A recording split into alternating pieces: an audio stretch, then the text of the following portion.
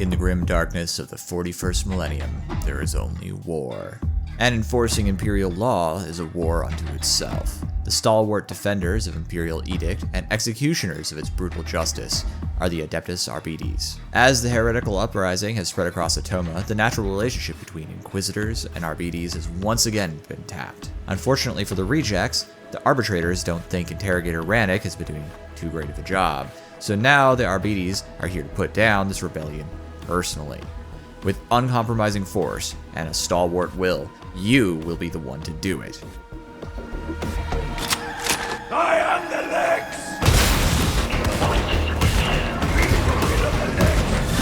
I cannot be stopped!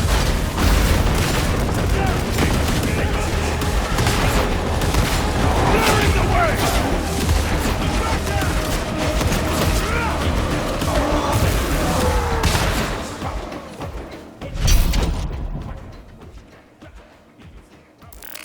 Reginald here. Welcome to all the new players, and hello again to all the old faces. I've been sponsored by Fatshark in this video to explore how to play the Arbitrator class in Warhammer 40k Darktide from beginner to absolute peak challenge gamer in Havoc 40. If that prospect excites you, then click the link in the description below and wishlist the deluxe edition today. So call me Headmaster and let's make like this is the Scala Progenium and get class started. This is the Morningstar. Let me orient you. Most of the time, this is where you will be when you log in. Go this way to get to the play game buttons. This is the mission terminal. You play the game from here. When you start your game as an Arbites class, you will be given the option to take a unique story introduction to the specific class, including a touch of new lore and basic tutorialization. If you've already put hours into Darktide, you could skip this. But if you are new, then I really recommend you do both tutorials or pay close attention to this whole guide because this game is not like other games. The combat system is quite robust. Your first few missions will be an introductory campaign at Uprising difficulty. This is about introducing you to the mechanics of the game and easing you into the hybrid combat, giving you the plenty of one-on-one interactions with enemies so you can work on the basics. The fun will be in the spectacle of it, and the spectacle is marvelous, so enjoy it. For the early game, you won't have access to much customization. No curios, limited weapon options, no talents. All of this will come in time, as part of the natural leveling process. For now, let's just talk about what your class starts with. Arbites starts with access to the Exaction Mark III Executioner Shotgun, and the Arbites Shock Maul. These are two of the best weapons available to the class, though as you level up, you'll unlock plenty of fun options. Feel free to just roll with these toys until you hit Malice. For your blitz, you have a powerful, quick-throwing Arbites grenade, which detonates on impact. For your ability, you have a simplified version of the Nuncio Aquila, which provides toughness, regeneration, and automatic chastisement of the Lex's enemies. Finally, your trusty Cybermastiff, whom you can command to attack specific targets by double-tapping ping, or just let him do his thing. In time, you will unlock fabulous upgrades and alternatives to this core kit, but for now, it's just the basics. Speaking of basics, let me give you 5 core pieces of information for this part of your journey. Number 1, this is your toughness. It is analogous to shields. It works a tad different in this game than most. It will always block ranged damage until it is depleted. Once depleted, your health takes ranged damage. At 100%, it will fully absorb all normal melee damage. Below 100%, it will block some normal melee damage, but a reduced amount, based on your toughness remaining, will bleed through to your health. In high difficulty content, you can be instant killed by some attacks regardless of toughness, but the basic name of the game for survivability is keeping toughness at 100%. Number 2, keep an eye out for this and this. These are plasteel and diamantine. They come in small and large packages. They are more abundant at higher difficulties, but they are the materials used to upgrade weapons. Any player can pick them up and everybody gets them, but if you lose the mission, you all get nothing. Number 3, enemy melee attacks can be blocked by drawing your melee weapon and holding your right mouse button or whatever aim is for you on controller. Number 4, swapping to your melee weapon is always nearly instant. Number 5, your melee weapon has light and heavy attacks. To use a heavy attack instead of light attack, hold and then release your attack button. Heavy attacks do not need to be fully charged to be swung. Usually, they deal the same damage regardless of hold time, and usually have better damage against armored or large enemies compared to light attacks. Malice.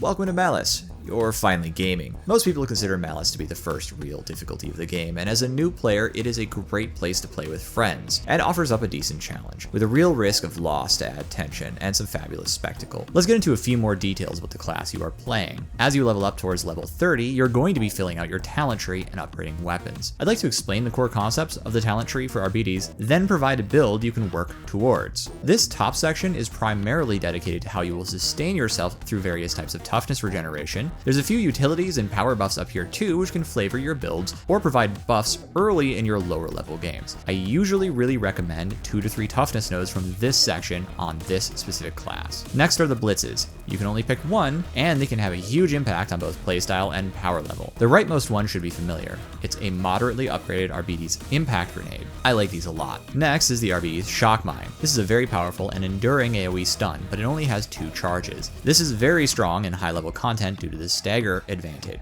Finally is the remote detonation blitz. This creates a big, high stagger, solid damage AoE shock explosion centered on your Cybermastiff. This has 3 charges and regenerates over time. No pickups needed. This rocks. After this, we have a unique Mastiff upgrades node section. You can modify the behavior of your Mastiff to chase specialists and elites, or ranged enemies, or you can forego your faithful companion altogether for some serious personal upgrades, including regenerating grenades. This next section is abilities. Each of these is extremely powerful and alters your gameplay. They have sub-node upgrades as well that do cool things. We already know about the Nuncio Aquila, and it has some nice upgrades here if you choose to select it compared to the base version that you're used to, such as reducing the speed of enemy attacks and improving downed ally pickup speeds. Lots of safety and utility with this one, and that can be very strong. Next is Castigator Stance. This is my personal favorite. Hitting the go button on this fully regenerates your toughness and gives you 80% damage reduction. You can't sprint or slide while you're using this, but you can still dodge. You gain movement speed and are no longer slowed by various actions like charging heavy attacks or reloading. Even in the highest difficulty content, it is actually possible to trigger this and just stride stalwartly forwards into a hail of gunfire, trading blow for blow, blasting your shotgun into everything that moves. Man, it's fun. Just be careful not to overcommit when the effect wears off. Next is Break the Line. This is a charge. It's a fairly short range charge, but staggers everything except bosses in a wide radius and has a super short cooldown. It also pulls out your melee weapons so you can get to work immediately. Finally, we enter the flavor maxing section of the build tree. The Keystones. Execution Order on the left is a powerhouse keystone that highlights enemies and buffs you when you kill them. This scales well with difficulty. Terminus Warrant provides buffs for your ranged weapon by fighting in melee and buffs for your melee by fighting at range. It's a nice hybrid buff cycle. Forceful is more of a control-oriented keystone with some buffs to damage but huge buffs to stagger power. The way you make a build is you work your way from section to section, picking the key nodes outlined above and then grabbing the strongest intermediary nodes to fill out your strengths. That's how I arrived at this build, which has cleared Havoc 40 and will work great as a target for you to grind towards for Malice games.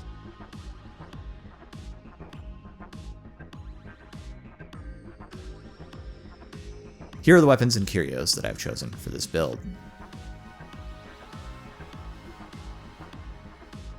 Malice is very fun, but eventually you will thirst for a bigger challenge. So until that time comes, here are 5 core skills that will help you prepare for the leap on the Arbites class. Number 1, weapon combos. Remember when I said this game isn't like other games? Well, here's one major way. All melee weapons have unique attack combos. The depth this combat system affords is downright addictive and extremely fun, but most of all, it is effective. Each attack has its own properties. We're going to use the Arbites Shock Maul as our example. The first attack, for both light attacks and heavy attacks, is an overhead attack. The second heavy attack in the chain is a horizontal. And that's fine if you're fighting one guy, but what if there's a horde of enemies? Do you really have to start every fight with an overhead? No. If you initiate the fight with a push attack, which I will explain in a second, you get this snappy horizontal to start. This attack chains directly into that second heavy horizontal that seems perfect for lots of dudes. Broadly speaking, horizontal attacks in this game usually either have better cleave or better stagger or both, and are best used into large groups of enemies, while overhead attacks are usually much better into individual targets and heavy armor.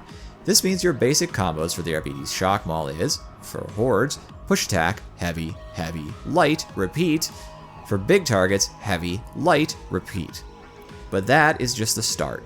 As you learn your particular choice of weapon, and every single weapon is different, you can begin to weave in different types of attacks and special attacks that will quickly eliminate different kinds of targets or groups. Number 2. Okay, so I mentioned push attacks several times there, but what is that? Well, it's part of the push system. While you are holding block, you can block attacks. Nice. But if you tap the attack button while blocking, you will do a shove. This shove will interrupt most enemy actions within a 360-degree arc. Yes, that means behind you. If you hold the attack button, you will do a shove followed by an attack. This attack is usually very snappy and unique to that particular type of attack and chains into other combos in interesting ways. This is a key skill. Number 3. You can dodge, including ranged attacks. Do you see this flash of light? That means this shooter is about to fire at you. Same for this guy. If there's a lot of enemies, they may fire at different tempos, and you will get hit anyway. Hard cover is important for this reason. Number 4. Listen to this sound. One more time. That's the sound of someone behind you about to make a melee attack that will hit you. Hear this sound?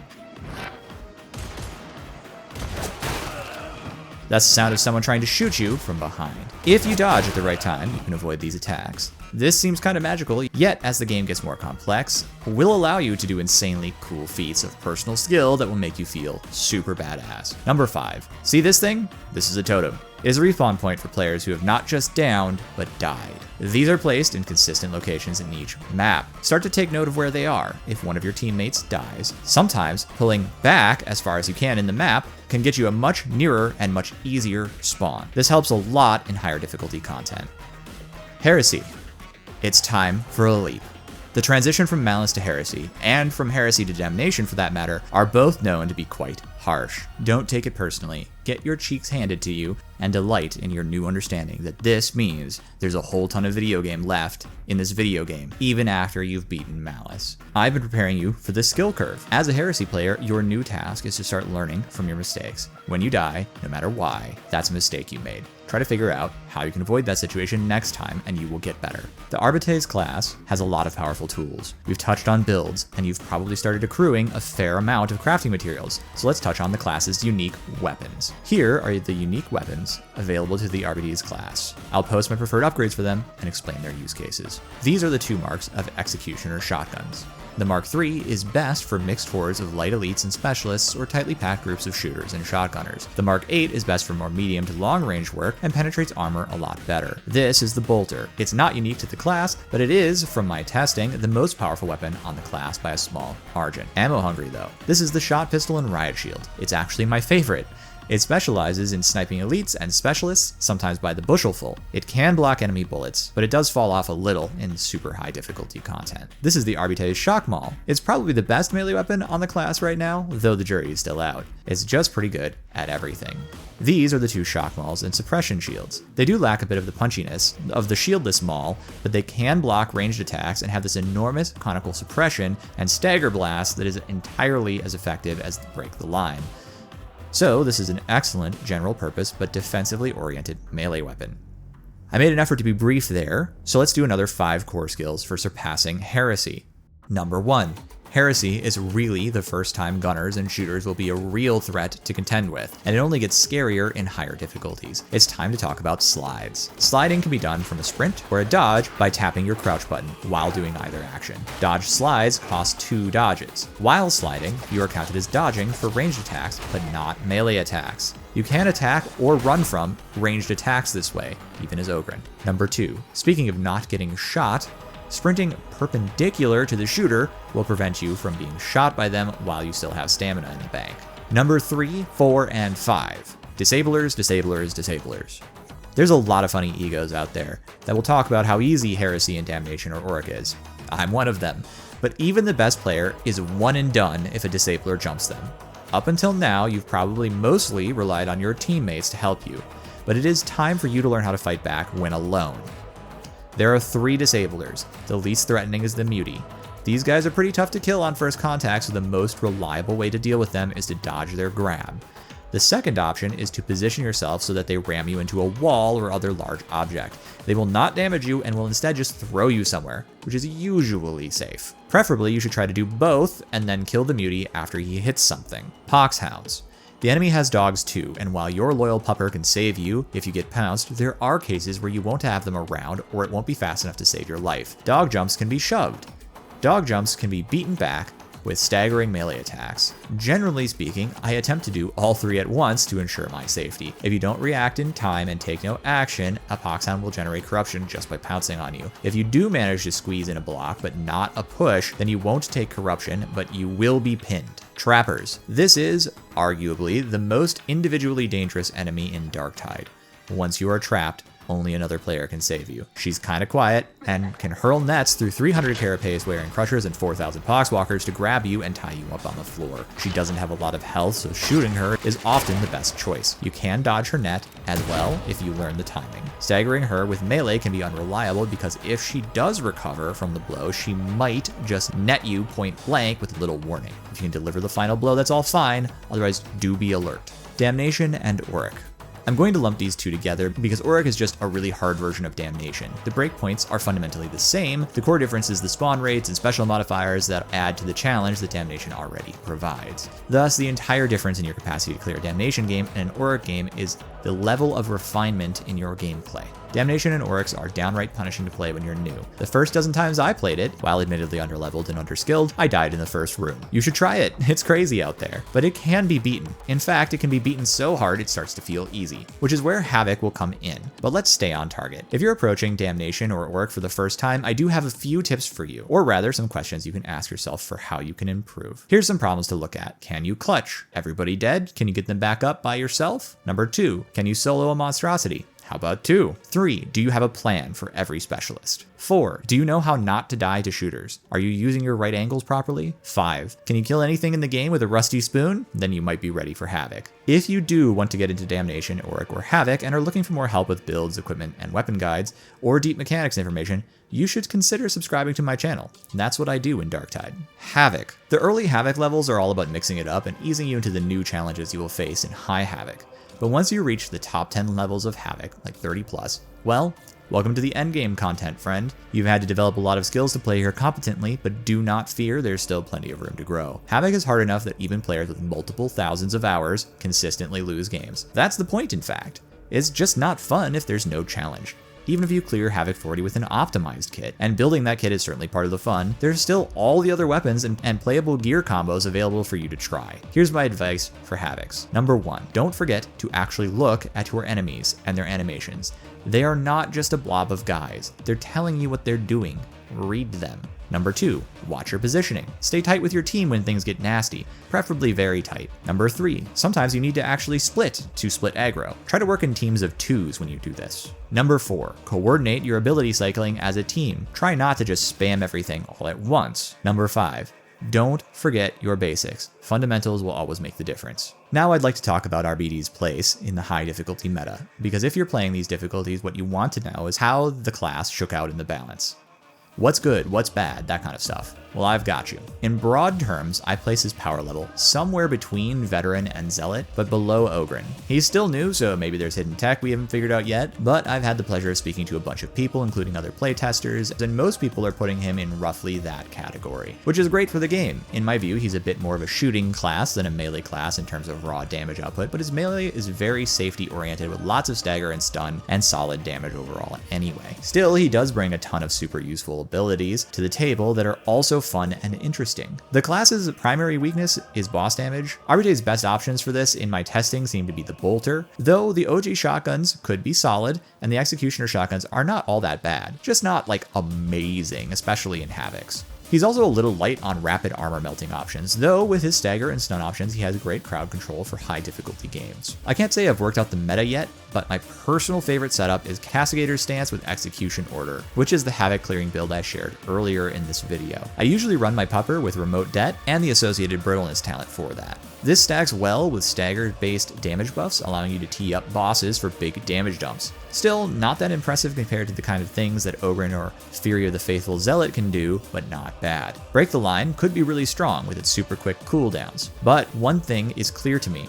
Nuncio Aquila is a must-take in 4-cop Havocs. It's basically a Psyker bubble and provides so much value to a team of angry Arbites warriors in terms of safety, stability, and even output. So what about weaponry? Well, I think the bolter, from my testing, is the best but most ammo-hungry option. And for this reason, I actually think the Mark III and Mark VIII shotguns both have really strong places for a singular Arbites working with other players, because they are nearly as strong as the bolter, but have way more ammo efficiency, which means you can actually use them in Havoc for more than one job. I'd generally reserve the bolter for your boss killer role in a multi-Arbites team. Unfortunately, despite being my favorite toy, I think the shot pistol does fall off for the exact same reason the Zerona revolver does for other classes. It's basically S tier in Oric, but it drops to like B in Havoc. It is not at all a bad weapon, it hits breakpoints just fine, it just doesn't do enough compared to other options. And those other options can do most of the same things it does, but also do other things effectively too. I do know people have cleared Havoc with it, however,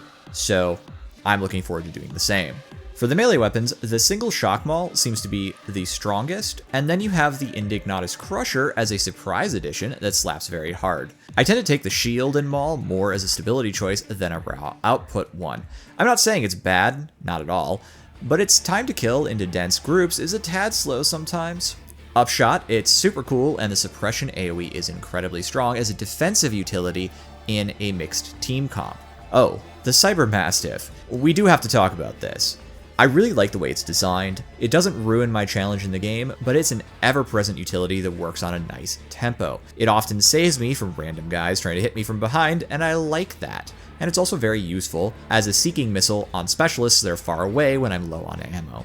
I like it. The Lone Wolf talent, however, is very juicy. Either the shock mines or the Arbites grenades are incredibly good with grenade regen. Arbites grenades can even clear out hexbound demon host spawns rapidly, so having these in the tank can save runs in Havoc games. All in all, I'm very excited to see how this class shakes out in the balance as more people get their hands on it. It's super fun, and I've had a ton of fun testing it out and playing it lately, and I hope to see you in game sometime soon, and I hope you enjoy all of the other tutorials, guides, and gameplay content I have planned for the next few days. And on your way out, don't forget to click the link in the description below. It will direct you to the wishlist page for the deluxe DLC of the Arbites class, which releases on June 23rd. Warm regards, everyone.